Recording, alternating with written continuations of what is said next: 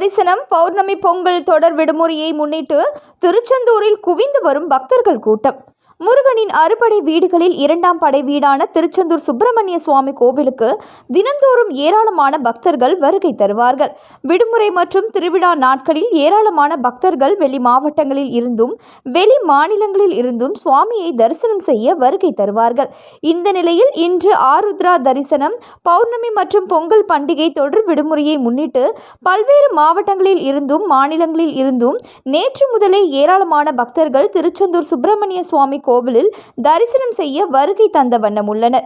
இது தவிர தூத்துக்குடி, தென்காசி, ஸ்ரீவில்லிபுத்தூர், ராஜபாளையம், சங்கரன் கோவில் உள்ளிட்ட பல்வேறு பகுதிகளில் இருந்து பாத யாத்திரையாக வரும் பக்தர்கள் தொடர்ந்து முருகன் கோவிலை நோக்கி வருகை தந்த வண்ணம் உள்ளனர். இந்த நிலையில் இன்று ஆருத்ரா தரிசனத்தை முன்னிட்டு கோவில் நடை காலை 2 மணிக்கு திறக்கப்பட்டு 2:30 மணிக்கு உதய மார்த்தாண்ட அபிஷேகமும் 5 மணிக்கு விஸ்வரூப தீபாராதனையும் நடந்தது. இதைத் தொடர்ந்து கோவிலில் உள்ள நடராஜுக்கு சிறப்பு பூஜைகள் நடந்தது. இதை முன்னிட்டு அதிகாலை முதலே கோவில் முன்புள்ள கடற்கரையில் புனித நீராடி நாழி கிணற்றில் குளித்துவிட்டு குடும்பத்துடன் நீண்ட வரிசையில் நின்று சுவாமி தரிசனம் செய்து வருகின்றனர். பக்தர்கள் வேண்டுதலுக்காக அங்க பிரதட்சணம் செய்கின்றனர்.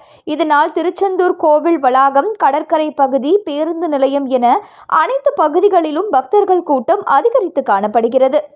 முக்கிய வீதிகள் வழியாக ஊர்வலமாக மேளதாளம் முழங்க வருகை தந்து கோவிலில் தரிசனம் மேற்கொண்டு வருகின்றனர்.